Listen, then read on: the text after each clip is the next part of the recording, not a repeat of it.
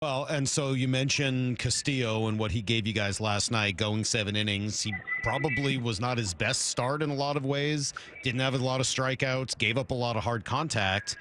I had a little conspiracy theory here on the show earlier this morning, and maybe you can prove it for me. Was that by design? Is he going out there and maybe pitching to contact a little bit more to and trying to not necessarily strike everybody out in order to get deeper into that game?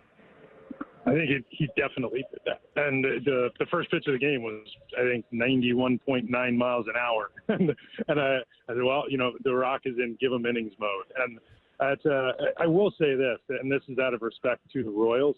They do a phenomenal job of fouling off pitches, putting pitches in play. They're not a high strikeout team in an era of high strikeout teams. And they swing a ton. They swing at strikes, they swing at balls, and they put them in play. And part of the reason why we've been beaten down in the bullpen is that, we were short on the start Monday with Logan. We were short on the start Tuesday with Emerson.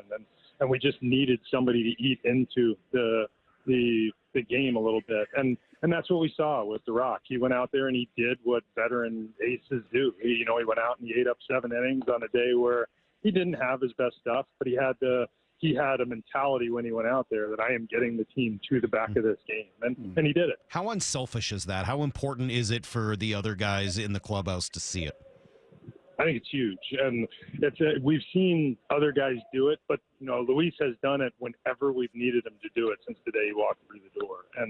And I've said this before about The Rock. He'll go out there and he'll throw the low hit, high strikeout, dominant game, sitting in the mid upper 90s. And he looks like Cy Young, and he walks off the field with a smile, and he goes out there last night and, fights his way through a lot of base runners and hits and traffic on the bases, and he walks off with a smile. He is he has that goldfish mentality, and he just moves on to the next, and he knows what the team needs, and he just gives you that thing. And he is the epitome of an unselfish pitcher, and I think the fact that he's by far our most experienced pitcher gives the other guys something to look to.